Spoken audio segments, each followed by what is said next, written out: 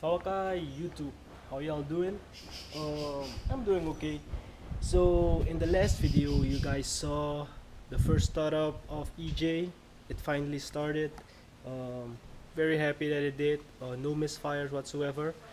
But today it will be kind of a different story. Right now I did remove the downpipe because, as you know, I always wanted to install an external wastegate, but I have to remove my up pipe, and welding on cast iron isn't such a good idea. So what I'll be doing with my car on my downpipe, I will be installing a Screamerpipe. The theory behind it is, as you can see, I have already removed my downpipe. Normal Subarus come with a flat flange. This is the outlet of the turbo, and when the wastegate opens, it goes against the flange into the exhaust. So what I'll be doing is I'll be adding a splitter right around here. There's a splitter right here. I've already cut it up, and I'll be welding it like so. So it will be a divided. It will be a divided dump. I already drilled out the hole. It's not the prettiest thing, but it will function. I tried burning it, torching it, but it didn't melt. So the only way how I could have cut this was with a plasma cutter, but I don't have one and I don't know who has one. So the next best thing what I used to do is grind the damn thing out. Yep, I grinded it, and I will be cleaning this up a little bit. Yes, this is gonna go like this, welding it up, and it will be a splitter like that. Right now I'm working on the followers of the dump pipe. Let me get a better angle. It will be running right with the exhaust. As you can see, like so, or so, and then this piece will go right here. So I'll be making it, and it will be sketchy but functional. Yeah, that's how I like to roll. Sketchy and functional. While I pulled out the downpipe, I also welded the O2 bong for the wideband. I will be installing a wideband in my car because I always have to have a wideband in my car for safety purposes. Yep, so when it's done, I'll let you guys know.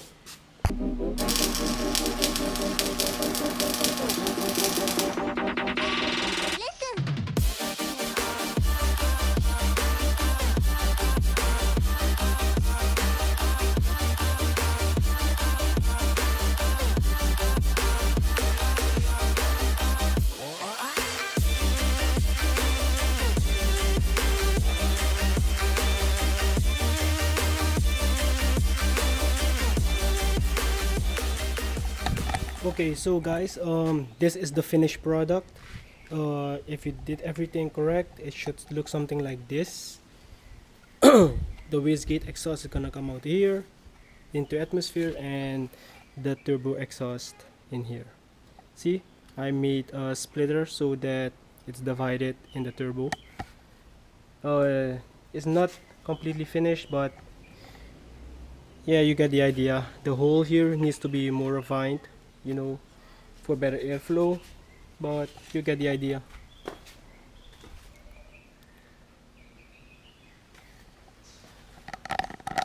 Okay guys, it's finally installed.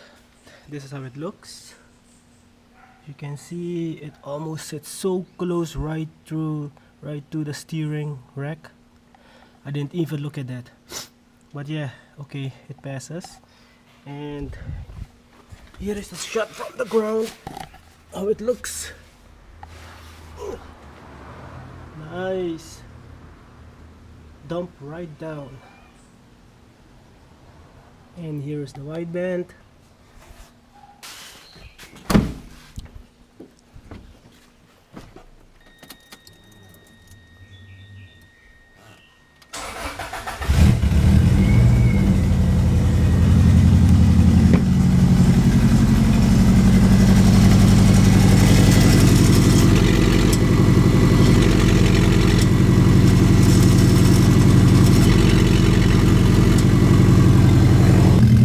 leaking a little bit, but it ain't that bad.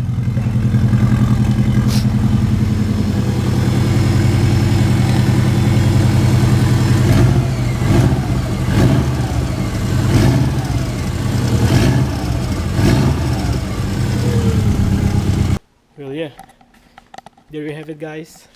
That is one way to do a Screamerpipe setup if you want a Screamerpipe. Now, bolt on everything else, lower the car, and go for a first test drive.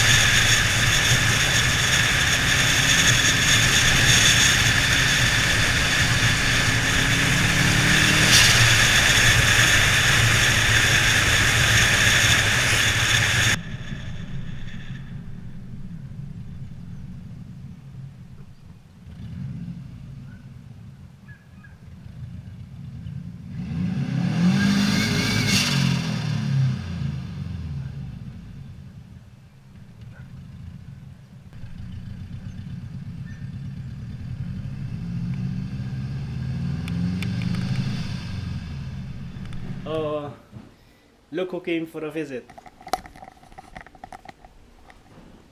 Remember this Subaru?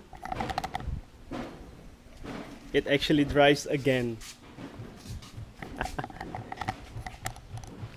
So, what's the update? It drives on 3 cylinders. It drives on 3 cylinders. Yes. But it drives. Does it still overheat? Nope.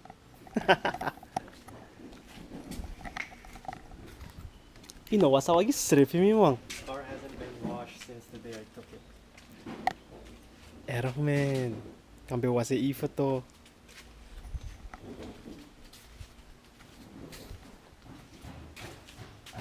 Okay, there's no overheat. Maar I draait op 3 cylinder. So, here's the game plan. Even though the car is fixed, the car is drivable, it's not overheating anymore. Wait. Check under the car. Huh? Check under the car. Let's see what's dripping. Oh, and it's dripping coolant. So there's a leak somewhere, and that has to be checked also. Okay. Yes, like I said, even though the car is still dripping, even the car is dripping, it's drivable. It doesn't overheat anymore, but it still drives on 3 cylinders. We may suspect one of the plugs are fouled, or one of the coil packs is busted. So the game plan is to change it up and to see whether it helps or not. I got some old plugs from EJ. They are still pretty good, and I got also the EB ignition. I know they are cheap or they didn't work on my car, but I have a feeling 3 out of the 4 or 2 out of the 4 must be working pretty good. So we will be testing it anyways, just to diagnose the problem. The engine is still pretty hot and it's still pretty compact. Life of a boxer engine. The struggle to pull a plug is just too real. Ah. Welcome to the boxer life, Robbin. Okay, so we've just changed the plugs and still no difference. It still misfires, so the car really has to need to be checked.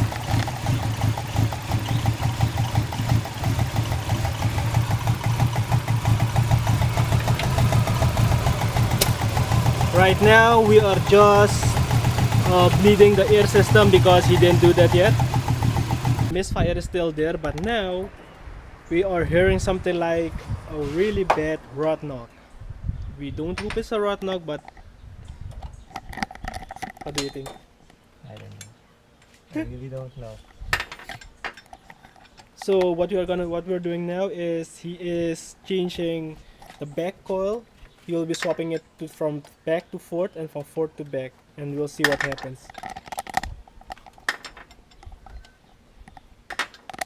This car has ghost, man. Little gremlins. The rot knock sound issue went away. So apparently what we are guessing is one of his coils has gone bad, so he has to be replacing that. But it's still misfire. Maybe that's the reason why the car's also misfiring. So yeah, save up for some new coils, man. And there's sounds to be an electrical leak. He has to be pulling some extra grounds. Yep. So there you have it. The car is still alive, but it needs some bit of work. Hopefully he's gonna be doing that soon. Okay guys, that was it for this video. Hope you guys liked it. Give us a thumbs up and share, like, subscribe, and you will be seeing more of this. What do you call it? Do you have a name for it? He still doesn't have a name for it. If you guys have a name for it, hit us up in the comments below, and we'll be seeing you in the next episode.